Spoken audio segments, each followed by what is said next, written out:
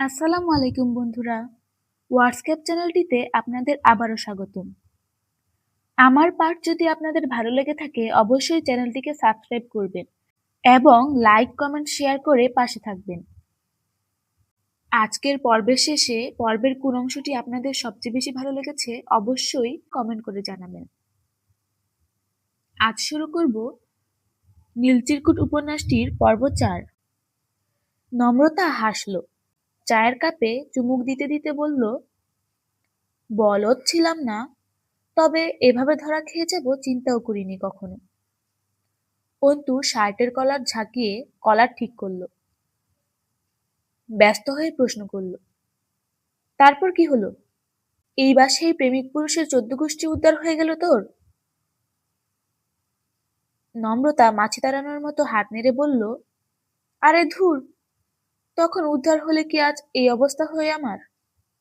চরম বাঁশ খাওয়ার পর কিছুদিন চুপচাপ ছিলাম। তবে আমাদের প্রেমটা মূলত সেখান থেকেই শুরু। প্রেম নয়, হয়তো বন্ধুত্বের শুরু। তখন থেকেই ধীরে ধীরে পাল্টে যায় আমাদের চিঠির ধরন। বাপ রে, তোর এত প্রেম হঠাৎ উবে গেল কিভাবে? নাদিম অবাক কণ্ঠে বলল, তুই সত্যি সত্যি এই চিঠিপত্রের সাথে প্রেম করে ফেললি? মানে, সত্যি? ওই বেটা যদি বুইড়া টাকপরা বা গাঞ্জাখোর হতো তো? বেটার নাম কি? নম্রতা দীর্ঘশ্বাস ফেলে বলল, জানি না। নীরা ব্যতীত বাকি সবাই চেঁচিয়ে উঠে বলল, জানিস না মানে? তুই ওই ছেলের নামটা পর্যন্ত জানিস না? তোকে আমরা এতটা বলদ ভাবিনি। তোর মতো বুদ্ধিমতী মেয়ে এমন বলদামো কেমনে করলো? নম্রতা নিরাশ চোখে নিজের পায়ের দিকে তাকালো, ক্লান্ত গলায় বলল, কখনো জিজ্ঞেস করা হয়নি। দুজনের কেউই প্রয়োজন বোধ করিনি। তবে কথায় কথায় একবার বলেছিল, তাদের পরিবারের সবার নামে প্রথম অক্ষর নাকি অ্যান দিয়ে শুরু। অদ্ভুতভাবে একদম দাদার বাবা থেকে অ্যান রীতি চলে আসছে তাদের। সেই হিসেবে ওর নাম অ্যান লেটার দিয়েই হওয়ার কথা। ছোঁয়া বোকা বোকা গলায় বলল, অ্যান দিয়ে তো বাংলাদেশে অসংখ্য নাম আছে, কিভাবে বুঝবি কোনটা ওই লোকের নাম? আমাদের নাদিমের নামও তো অ্যান দিয়ে। এই নাদিম, তুই কিছু করিসনি তো? নাদিম অত্যন্ত বিরক্ত দৃষ্টিতে তাকালো, থমকে উঠে বলল, তোরে আল্লায় মুখস্থ করার গুণ ছাড়া আর কিছু দেয়নি। তোর আইকিউ -0 থেকেও কম। বালের কথা বলে অলওয়েজ। ছোঁয়া ফুঁসে উঠে কিছু বলবে, তার আগেই উত্তেজিত কণ্ঠে বলে উঠল রঞ্জন, ছেলে কই পড়তো জানিস? প্লিজ এবার এটা বলিস না যে ওই বেটা কই পড়াশোনা করতো সেটাও জানিস না তুই। নম্রতা অপরাধী চোখে তাকিয়ে থেকে চোখ নামালো। রঞ্জন আঁতকে উঠে বলল, তার মানে তুই সত্যিই জানিস না? নাদিম হাত উল্টে হতাশ কণ্ঠে বলল, ওই পুলাই যে পড়াশোনা করতো তারই বা কি গ্যারান্টি আছে? আমার তো মনে হচ্ছে ওইটা কোনো পুলাই না, মাইয়া মানুষ ফাইজলামো করছে। নম্রতা ব্যস্ত গলায় বলল, একদমই না। কোনো মেয়ে শুধু মজার ছেলে গোটা ২.৫ বছর নিয়ম করে চিঠি চালান করবে না। তাছাড়া চিঠিতে থাকা আমাদের অনুভূতিগুলো সত্য ছিল। তোদের বুঝাতে পারছি না, তোরা ঠিক বুঝবি না, কিন্তু আমি বুঝি। আপাতত সেই সময়টাতে সে আমাকে ভালোবাসতো, কখনো কখনো আমার থেকেও বেশি ভালোবাসতো। আর ও তখন স্টুডেন্টই ছিল, ঢাকারই কোনো ভার্সিটিতে পড়তো তখন। অন্তু ভ্রু উঁচিয়ে বলল, তুই কি করে জানলি? আন্দাজি? নম্রতা অন্তুর দিকে তাকিয়ে দীর্ঘশ্বাস ফেলল। আন্দাজি তো নয়, বিশ্বাসে। নম্রতার বিশ্বাস, চিঠিতে লেখা একটা কথাও সে মিথ্যে লিখেনি। সে মিথ্যা বলতে জানে না। তখন বর্ষার মাঝামাঝি। নম্রতাদের চিঠি দেওয়া নেওয়ার বিষয়টি তখন সপ্তাহে গড়িয়েছে, কখনো বা সপ্তাহে দুটো। শ্যামলতা ও সের মাঝে তখন প্রেম না চললেও চলছিল প্রগাঢ় বন্ধুত্ব। সম্বোধনের আপনি লেখা জায়গাটাতে তখন তুমিময় রাজত্ব। নম্রতার মাত্রই প্রি টেস্ট পরীক্ষা শেষ হয়েছে। বর্ষার ঝুম বৃষ্টিতে বাইরে যাওয়া বারণ। নম্রতারা তখন তাদের ধানমন্ডির নতুন বাড়িটিতে থাকে। শাহবাগ থেকে ধানমন্ডির দূরত্ব খুব বেশি না হলেও এই বিশ্রী বর্ষাকালে অযথা জল কাদা এক করার কোনো কারণ নেই। অন্তত মায়ের চোখে তো নেই। সেই সময়টুকু ঘরে বসে পরীক্ষার শীট মুখস্থ করে, গলা ছেড়ে গান গেয়ে, পুরনো চিঠিগুলো পড়ে আর নিরন্তর ঝরে পড়া বৃষ্টিকন্যাদের নৃত্য দেখেই কেটে যায় নম্রতার। প্রি-টেস্ট পরীক্ষার পর ১ সপ্তাহ জ্বর আর ১ সপ্তাহ মায়ের কড়া ইনস্ট্রাকশনের কারণে শাহবাগে যাওয়া হয়ে উঠল না নম্রতার। তাদের উত্তাল চিঠি আদান-প্রদানে পড়ল ভাটা। প্রায় ২ সপ্তাহ পর কলেজ আর টিউশনিতে যাওয়ার অনুমতি পেয়েই শাহবাগে ছুটে গেল নম্রতা। কিন্তু ভাগ্যের নির্মম পরিহাসে সেদিন ছিল শনিবার, গ্রন্থাগারের ছুটির দিন। নম্রতার আর চিঠি পাওয়া হলো না। মন খারাপ নম্রতা মাঝরাতে উঠে চিঠি লিখতে বসল। শোনো, আজ আমার মনটা খুব খারাপ। এত কাঁদতে ইচ্ছে করছে কি বলবো। কিন্তু আশ্চর্যের বিষয় কি জানো, আমার মন খারাপের নির্দিষ্ট কোনো কারণ নেই। ভীষণ অগোছালো চিন্তা আজ মাথা জুড়ে। মানুষের বোধহয় বেঁচে থাকার জন্য সত্যি একটা ভালোবাসার মানুষ প্রয়োজন, তাই না? যে মানুষটি শুধু আমার হবে, যাকে হারিয়ে ফেলার ভয় তারা করবে না। পৃথিবীর যে কোনো কোনায়, যে কোনো পরিস্থিতি থেকেও জানবো আমার একজন মানুষ আছে, আমারই থাকবে। আমার কিশোরী মনটা যখন ভয়ানক মেঘে ঢেকে যাবে, তখন আমি জানবো ওই মেঘগুলোর আড়ালে আমার নিজস্ব এক সূর্য আছে, নিজস্ব এক পুরুষ আছে। তাহলে আর কষ্ট করে পড়াশোনা করা লাগতো না। প্রি-টেস্ট পরীক্ষা যা খারাপ হয়েছে, টেস্ট দিতে দেবে বলে মনে হচ্ছে না। এই দুঃখ কষ্টময় জীবন দিয়ে কি হবে বলো তো? বাবা মা তো বিয়ের কথাও ভাবছে না। ধুর, কিচ্ছু ভাল লাগছে না। বিশেষ দ্রষ্টব্য, এতদিন পর চিঠি পেলে। এই দিনগুলোতে মনে পড়েছিল আমায়। ইতি শ্যামলতা। এবারের চিঠির জবাবটা দুদিনের মাথাতেই হাতে পেয়ে গেল নম্রতা। প্রথম দফায় বিস্মিত হলেও পর মুহূর্তেই খুশিতে ঝুমঝুম করে উঠল। মনে মনে ভেবে নিল, সে মানুষটি হয়তো তাকেই ভাবছিল, তার চিঠির জন্যই ছটফট করছিল। নয়তো এত তাড়াতাড়ি চিঠি পাওয়ার ভাগ্য কি নম্রতার হতো? নম্রতা চিঠি নিয়ে ফিরে গেল বাসায়। পুরোটা সময় অদ্ভুত এক উত্তেজনা চেপে থাকলো বুক জুড়ে। না জানি কি আছে চিঠিতে, কি লিখেছে ওই অদ্ভুত লোকটি। নম্রতা বাড়ি ফিরে নিজের ঘরে দরজা দিয়ে চিঠি খুলল। সাথে সাথেই চোখের সামনে ভেসে উঠল গুটি গুটি অক্ষরে লেখা আনন্দময় শব্দগুচ্ছ। চিঠির অদ্ভুত সুন্দর শব্দগুলো মিলেমিশে তৈরি হয়ে গেল কাল্পনিক এক পুরুষালী মুখমণ্ডল। গম্ভীর মুখভঙ্গিতে ধীরে ধীরে কথা বলছে সে। কথার মাঝে হাসছে, সেই সাথে হাসছে তার সুন্দর দুটো চোখ।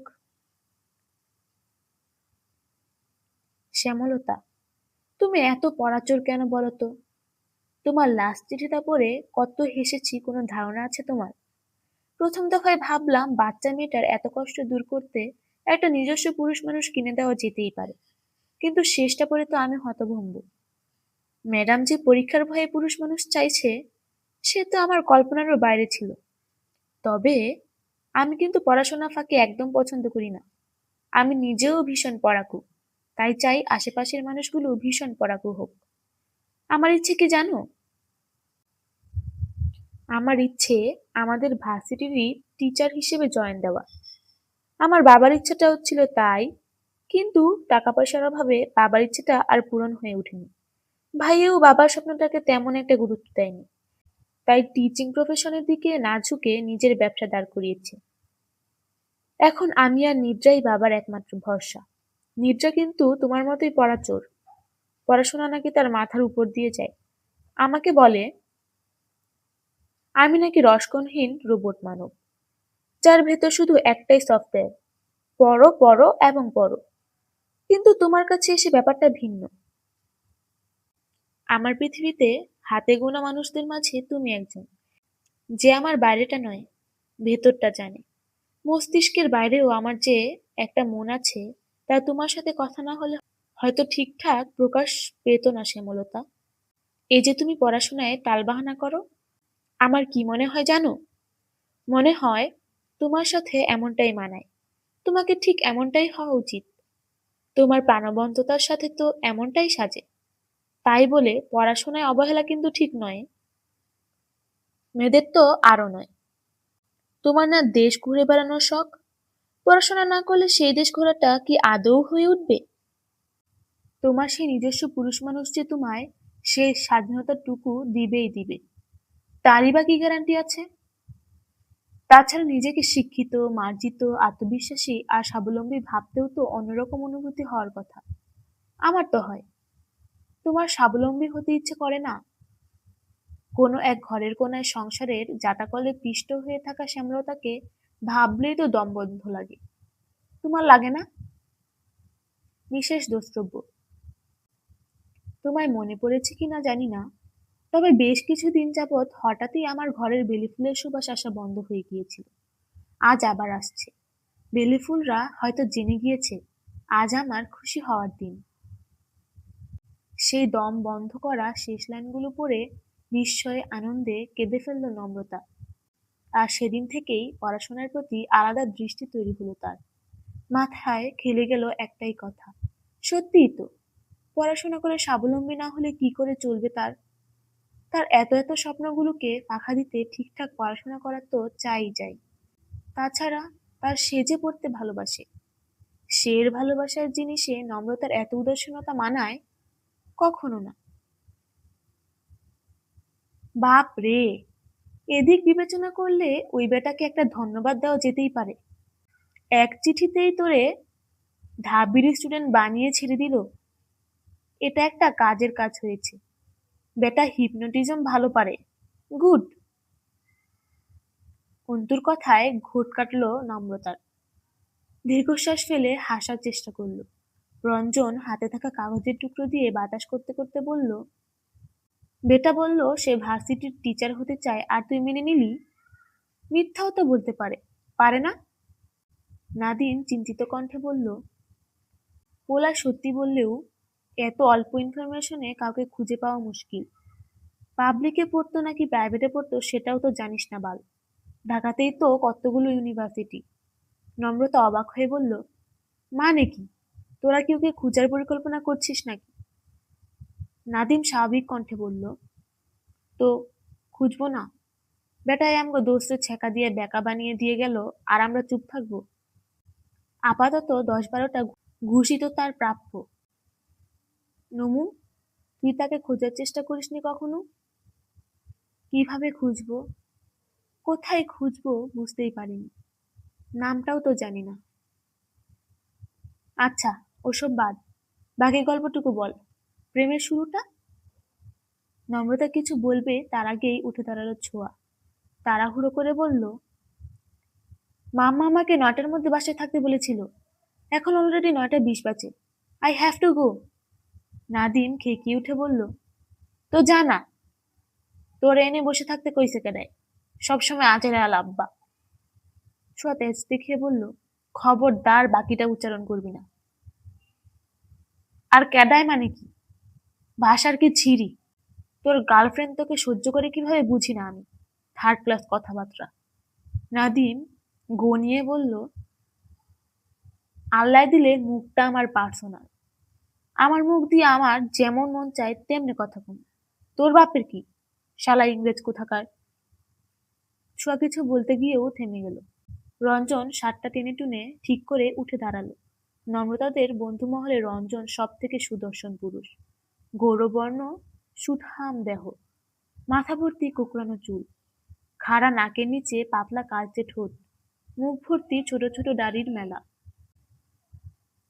সনাতন ধর্মাবলম্বী রঞ্জনের সবচেয়ে সুন্দর দেখতে ওর চোখ। রঞ্জন ছাড়া গলায় বলল, চল তোরে রিক্সা করে দিই। একা যেতে পারবি নাকি আমরা কেউ যাব সাথে? ছোঁয়া দীর্ঘশ্বাস ফেলে বলল, পারবো। তুই সাথে গেলেই বরং অস্বস্তি ফিল করব। মেয়েদের চোখে তো তুই মানুষ না, মিষ্টির দোকান।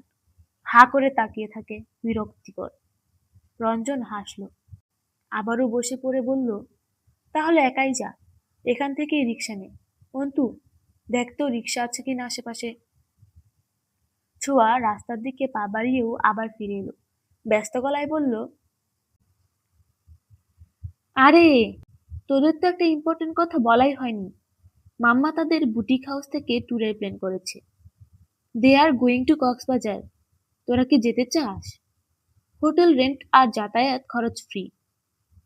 নাদিম ভ্রুকুচকে বলল, সারাদিন মাম্মা মাম্মা করস কেন বাল? বাঙালি না তুই? খাঁটি বাঙালিদের কখনো ম্যামে করতে শুনছিস? খুব তো ভাষা নিয়ে হারিস মারো, আবার ম্যামে করো। আমার সামনে মেমে করতে এলে চট দিয়ে দাঁত ফেলে দেবো। বাঙালি মাইয়া তুই, মায়েরে আম্মা ডাকবি, অল্টারনেটিভ হিসেবে মা ডাকবি, ম্যামে আবার কি? আর আমরা কোনো ম্যামে এর সাথে পিকনিকে যাব না, ভাগ তুই। ছুয়া ফুঁসে উঠল। রঞ্জন শান্ত গলায় বলল, না রে ছুয়া, আন্টি আঙ্কেলের সাথে পিকনিক জয়েন করাটা কেমন দেখায় না? ওদের সাথে থাকলে এনজয় করতে পারবো না ঠিকঠাক। গার্ডিয়ানরা সুযোগ পেলেই তো 1-2 এর বাচ্চাদের মতো ট্রিট করে। কি লাভ শুধু শুধু সময় নষ্ট করে? কিন্তু আব্বু আর মাম্মা কেউ তো যাচ্ছে না আমাদের সাথে। আমি শুধু আমাদের কথা বলছি। আমরা 6 জন। অন্তুর চোখ দুটো উত্তেজনায় থক করে উঠল। উৎসাহ নিয়ে বলল, মানে? ওনারা যাবে না কেন? মাম্মাদের প্ল্যানটা লাস্ট মোমেন্টে এসে ওয়ার্ক করেনি। হোটেল, গাড়ি সব বুক করা হয়ে গিয়েছে। আগামীকালেরই প্ল্যান। কিন্তু আজ হঠাৎ একটা কাজ পড়ে গিয়েছে। বুকিং ক্যান্সেলও করা যাচ্ছে না। আর করলেও মাম্মা আমার এবং আমার বন্ধুদের জন্য অফারটা ছেড়ে দিচ্ছেন। তোরা রাজি? নাদিম, অন্তু, রঞ্জন চেঁচিয়ে উঠে বলল, অবভিয়াসলি। মীরা বিরস মুখে বলল, বাসায় শুনলে কেলাবে, সম্ভব না, তোরা যা। নম্রতা সায় দিয়ে বলল, আমার বাসাতেও মানবে না বোধ হয়। কতদিনের ট্রিপ? 3 দিন। অন্তু মুখ ভার করে বলল, এটা কোনো কথা? গেলে 6 জনই যাব, নয়তো একজনও না। রঞ্জন কুটিল হেসে বলল, সবাই যাচ্ছি, কাল সকাল 7টায় দেখা হচ্ছে, এখন সবাই হলে গিয়ে ঘুমা। মীরা আটকে উঠে বলল, আম্মু আমায় মেরে ফেলবে, তোরা যা প্লিজ, আমি যাব না। নম্রতা বিড়বিড় করে বলল, আমারও মন ভালো নেই, আর আব্বু বোধহয় মানবে না। নাদিম গিটার হাতে উঠে দাঁড়িয়ে বলল, ধুর, বাসায় জানলে তো কাহিনী ঘটবেই, জানাবি না, ব্যাস। মীরা নম্রতা চোখ বড় বড় করে বলল, কি বলছিস? রঞ্জন তুড়ি বাজিয়ে বলল, সুন্দর আইডিয়া। তোদের বাপ মা তো আর হলে এসে খোঁজ নিবে না, ফোনই করবে। আর ফোন তো তোদের কাছেই থাকবে। 3 দিনেরই ব্যাপার, বাকিটা আমরা সামলে নিব, রিল্যাক্স। মীরা ভীত চোখে তাকালো। নাদিম মীরার মাথায় চাটি মেরে বলল, ভয় পাস না ভূতি, ডরবাদুরে কোথাকার। আমরা তো আছি, সামলাই নিমু, কিন্তু তোগো ছাড়া যাইতাম না। নম্রতা দীর্ঘশ্বাস ফেলে রাজি হলো। ওদের দুজনের জন্য সবার আনন্দ নষ্ট করার কোনো মানে নেই। তাছাড়া এই ইট পাথরের শহর থেকে দূরে গিয়ে কষ্টের ভার যদি একটু লাঘব হয়, তাহলে ক্ষতি কি? আলোচনা শেষে রঞ্জু আর নাদিম নম্রতানিটাকে হলে পৌঁছে দেওয়ার জন্য রওনা হলো। অন্তু ক্যাম্পাসের বাইরে থাকে বিধায় ছোঁয়াকে বাসায় পৌঁছে দেওয়ার দায়িত্ব পড়ল অন্তুর ঘাড়ে। বন্ধুদের চেষ্টায় ক্ষণিকের জন্য অপরিচিত সেকে ভুলে গেল নম্রতা। কিছুক্ষণের জন্য বুক ভরে শ্বাস নিল, নতুন করে ভাবার চেষ্টা করল, কিন্তু নিয়তি কি আদৌ তাই চায়? শহরে ভোর নেমেছে প্রায় 2 ঘন্টা হলো। ঘড়িতে 7টা কি 8টা বাজে। খানিক বাদেই গ্রীষ্মের সোনালি রোদে ঝলমল করে উঠবে জনাকীর্ণ ঢাকা শহরের গা। ধানমন্ডির 6 নম্বর রোডে সাদা রঙের বিশাল বিল্ডিং এর পার্কিং এ দাঁড়িয়ে আছে নম্রতার বন্ধুরা। তাদের সামনে কালো রঙের চমৎকার এক প্রাইভেট কার। সাদা একটা ন্যাকড়া দিয়ে নিরন্তর গাড়িটির গা মুছে চলেছেন একজন ড্রাইভার। নিরসমুখী ড্রাইভারের গায়ে ঝকঝকে সাদা ইউনিফর্ম। চিপসে যাওয়া গাল দুটো লেগে আছে গালের দুপাশের চ্যাপ্টা হাড়ে। থ্যাবড়ানো নাকে 1000 টন বিরক্তি। ছোট ছোট চোখে মাত্রাতিরিক্ত প্রভুভক্তি। রঞ্জনের গায়ে কালো রঙের পোলো শার্ট, পরনে অফ হোয়াইট জিন্স, পায়ে ব্ল্যাক কেডস, পুরো ভ্রুজোড়া কুঞ্চিত। শালা, এই অন্তু মরছেটা কই? খোঁজ খবরই নাই কোনো। নাদিম গিটারে সুর তোলার চেষ্টা করছিল। গায়ে পরা নীলকালো চেক শার্টটির উপরের বোতাম দুটো খোলা। ঘন চুলের একগাছি পড়ে আছে কপালে। কাগজের মতো সাদা মুখে বিরক্তির ছাপ। রঞ্জনের কথায় কপালের চুলগুলোকে পেছন দিকে ঠেলে দিয়ে গেটের দিকে তাকায় নাদিম। নম্রতা ট্রলি ব্যাগের উপর গালে হাত দিয়ে বসেছিল। ফু দিয়ে নিজের কপালে পড়ে থাকা চুলগুলো উড়িয়ে দিতে দিতে আকাশ পাতাল ভাবছিল। ঠিক এমন সময় গেট পেরিয়ে ভেতরে এলো অন্তু। কালো গায়ে ঝকঝকে সাদা রঙের টি শার্ট, পরনে ছাই রঙের ঢিলাঢালা থ্রি কোয়ার্টার প্যান্ট, পিঠে টুরিস্ট ব্যাগ, চুলগুলো খাড়া করে পেছন দিকে আঁচড়ানো, পেটানো প্রশস্ত বুকের ছেলেটি ঘেমে অস্থির। পার্কিং এ বন্ধুদের দাঁড়িয়ে থাকতে দেখে দ্রুত পায়ে এগিয়ে এলো অন্তু। রাগান্বিত বন্ধুরা কিছু বলার আগেই ভুবন ভুলানো হাসি হাসলো। গায়ের রং কালো হলেও নিজের হাসিটা যে মারাত্মক সুন্দর সে সম্পর্কে সম্পূর্ণ সচেতন অন্তু। শুধুমাত্র এই মায়াভরা ইনোসেন্ট হাসিটার জন্যই অসংখ্যবার অঙ্কস্থলের ভয়ানক মার থেকে বেঁচে গিয়েছে সে। সে হাসলে আশেপাশের মেয়েরা যে বারবার ঘুরে তাকায় তা একটু বয়স হতেই নিজ জ্ঞানে বুঝে নিয়েছে অন্তু। কিন্তু হায় নিয়তি, একমাত্র নীরাকেই এই হাসির মায়ায় কাবু করতে পারল না সে। রঞ্জন দাঁতে দাঁত চেপে বলল, শালা, এতক্ষণ লাগে আসতে? আমরা হল থেকে চলে এলাম আর তুমি ধানমন্ডিতে থাকা সত্ত্বেও ঠিক টাইমে পৌঁছাতে পারো না। খারাপ কথা মুখে আসছিল একখান। অন্তু বিগলিত হেসে বলল, আরে, বাসায় একটু ঝামেলা হয়েছিল, আব্বাই হঠাৎ বাজারে পাঠাই দিছিল। কথাটা বলে এদিক ওদিক তাকালো অন্তু। নম্রতার দিকে তাকিয়ে প্রশ্ন ছুড়ল, কি রে, আরগুলা কই?